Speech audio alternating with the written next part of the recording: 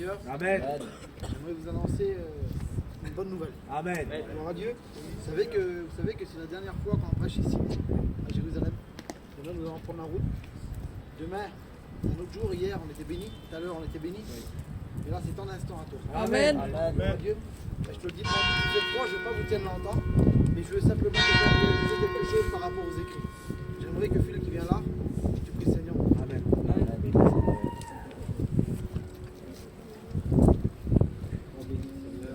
On prie ensemble. Seigneur, je te loue, je te rends grâce. Seigneur, merci d'être là, Barreau d'Evel. Merci de te prier, Seigneur. Seigneur, toi mon frère, Seigneur, toi Maël, Seigneur. Bénis-le, Seigneur. Dirige-le comme toi tu veux, Seigneur. Merci pour tout, Seigneur. Aide à prendre sa méditation, Barreau d'Evel. Seigneur, que ton esprit descend sur nous, Barreau d'Evel. Dispose les cœurs, Barreau d'Evel. À toi revient l'honneur et la gloire, Seigneur. Amen. Merci Seigneur. J'aimerais vous dire ça. Je vous tiens 5 minutes. Pourquoi? Parce qu'il fait froid. Je vais vous lire un passage, je vous le commande. Et après, on prie le Seigneur. Vous vous rappelez ce que je vous avais dit la dernière fois? Votre attention, s'il vous plaît, en hébreu, c'est la simulative. Mettez votre cœur. Gloire à Dieu. C'est pas simplement une attention, mais si tu mets ton cœur, tu verras que tu vas être béni. Oui, Seigneur, c'est Amen. vrai. Gloire à Dieu. Donc nous allons prendre un verset qui se trouve dans Acte 2. Verset 1er. On fait la lecture ensemble. Gloire à Dieu. Amen. Le jour de la Pentecôte, ils étaient tous ensemble dans le même lieu. Tout à coup, il vint du ciel comme un bruit, comme celui d'un vent impétueux, et il remplit toute la maison où ils étaient assis. Des langues semblables à des langues de feu, quelle force, leur apparut, séparées les unes des autres.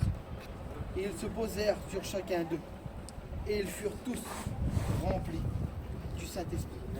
Et ils se mirent à parler en d'autres langues, selon que l'Esprit leur donnait de s'exprimer. Amen. Gloire à Dieu.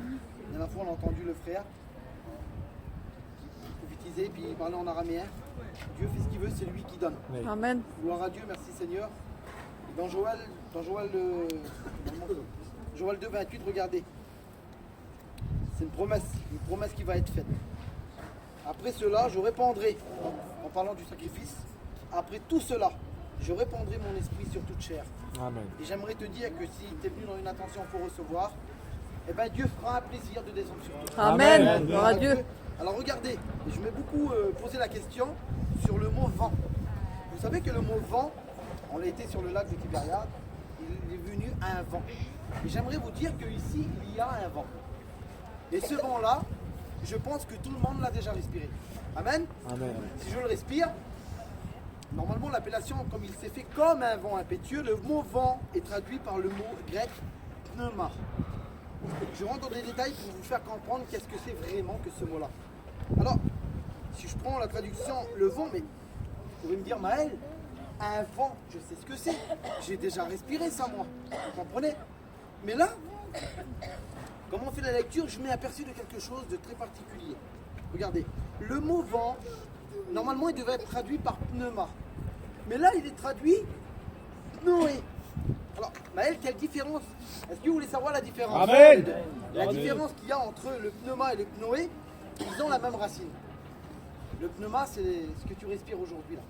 Mais la différence qu'il y a avec le pnoé, que le pnoé, c'est un vent respiratoire. Ce n'est pas, mais c'est tout à fait différent. Et regardez. Alors, comme j'ai regardé le mot pnoé, on s'en sert, en Grèce, on s'en sert dans le médical. On ne s'en sert pas dans la langue courante, on s'en sert dans le médical. Vous savez pourquoi je vous dis ça? Nous avons la connaissance que les actes des apôtres ont été écrits par Luc. Et Luc, c'était quoi? Docteur. C'était un docteur. Donc, il a su faire la différence entre un vent Ouais. et une respiration. Amen. Et dans cet après-midi, je ne veux pas être à l'eau, mais la parole, elle est là. Amen. Et je le dis comme je l'ai reçu. Oui. Vous savez que le pnoé, on le retrouve juste dans une naissance. Ouais. Comment ça, Maël? Oui, c'est une naissance en fait. C'est quelque chose qui est nouveau, que nous ne connaissons pas. Alors en Grèce, on s'en sert. Excusez-moi de l'expression, mais c'est comme ça. Un petit bébé que la maman donne vie, eh bien, le petit bébé, lorsque des fois qu'il ne pleure pas, on va lui faire quelque chose. On va lui mettre une claque. Pourquoi faire? Pour qu'il pleure. Mais en réalité, c'est pas pour qu'il pleure, c'est qu'il prend cette respiration. C'est-à-dire le pnoé. Lorsqu'on respire, je ne l'ai jamais respiré, je ne connais pas, Seigneur. Mais moi, je t'invite à recevoir le pnoé. Amen. Amen. Amen. Donc, c'est-à-dire que c'est une naissance. C'est vraiment quelque chose de nouveau, rien à voir avec le salut. En fait, c'est une naissance. Et Luc a fait la différence. Il savait qu'il ne fallait pas employer un mot qu'on connaît déjà. Mais l'employer, il était pris carrément. Il a pris l'exemple d'un petit bébé. Un petit bébé, c'est sa première respiration. Et on va aller plus loin. Vous savez pourquoi que le petit bébé, il pleure? Le petit bébé, il pleure, c'est parce qu'il a mal quelque part. Et j'ai regardé, c'est les poumons qui s'ouvrent. C'est-à-dire que les poumons n'avaient jamais respiré, Pierre. Et là, ils découvrent. Et lorsqu'ils ont respiré, le pnoé, les poumons sont ouverts. Et c'est là le bébé qui pleure. Vous savez que les deux mots, regardez, les deux mots, le mot pneuma et le mot pnoé sont reliés à un pneu. Et c'est pour ça aujourd'hui, lorsqu'on gonfle un pneu, c'est tout simple ce que je vous dis, mais l'air elle va basculer, elle va gonfler.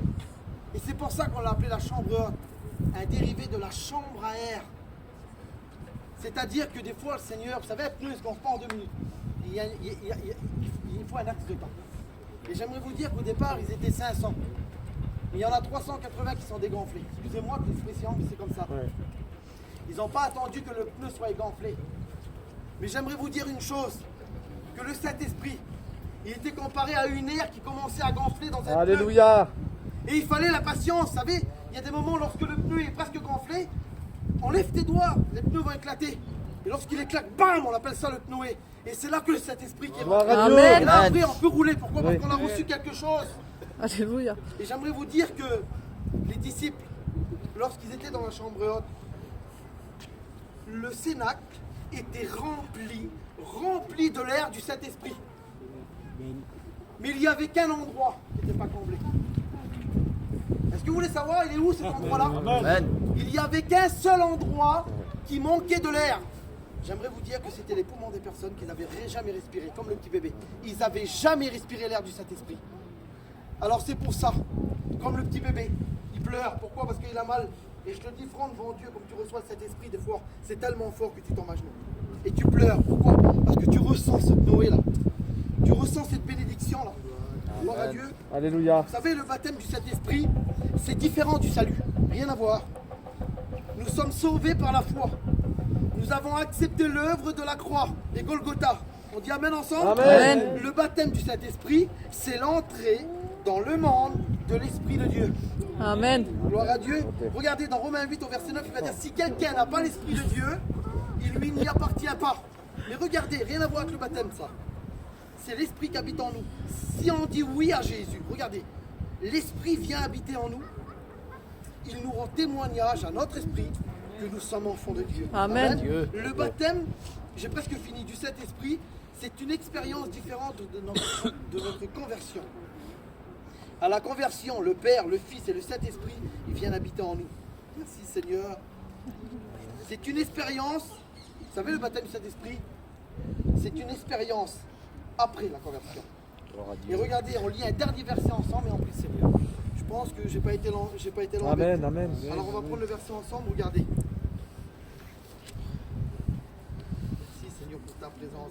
Alors ça se trouve dans Éphésiens 1 au verset 13. On fait la lecture ensemble et on prie Seigneur.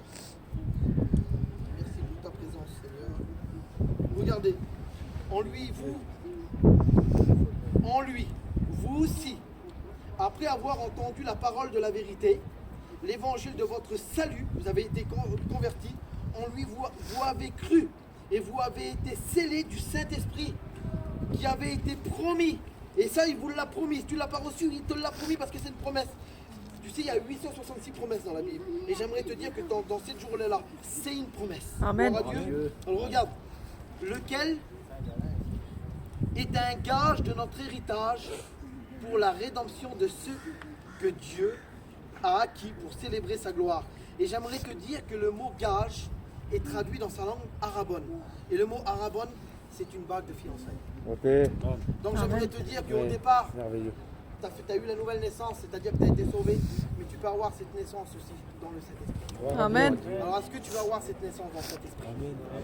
Est-ce que tu veux faire comme le petit bébé là? Alléluia. Lui il est là, ce qu'il demande, il ne demande même pas, il le fait. Pourquoi? Parce qu'il sait qu'il va le faire. Amen. Il respire. Et j'aimerais que tu respires cette Noé dans cette affaire. Gloire à Dieu. J'aimerais Starky qui vient, qui prie Seigneur. Amen. Ouvrez vos francs, on va prier Seigneur. Il y a cette nouvelle naissance dans cet esprit qui va venir vous habiter. Je qu'on ferme nos yeux, que personne ne regarde. Je voudrais que tout le monde ferme leurs yeux. Aujourd'hui, la parole de Dieu, elle est bonne. On est dans un lieu particulier Amen. et il va se passer des choses. Gloire à Dieu. Il va se passer quelque chose aujourd'hui. Celui ou celle qui n'est pas baptisé du Saint-Esprit, ils vont repartir Alléluia. avec un cadeau. Amen. Du Saint-Esprit. Celui ou celle qui a besoin d'être renouvelé, il va être renouvelé dans l'esprit. Amen. Alors je voudrais qu'on se finisse ensemble dans la prière. Alléluia. Je voudrais qu'on ferme nos yeux, qu'on commence à rentrer en nous-mêmes. Je voudrais qu'on commence ensemble à invoquer l'Éternel et qu'on puisse prier le Seigneur ensemble. Merci pour tes bienfaits. Merci pour ta présence dans ce lieu. Amen.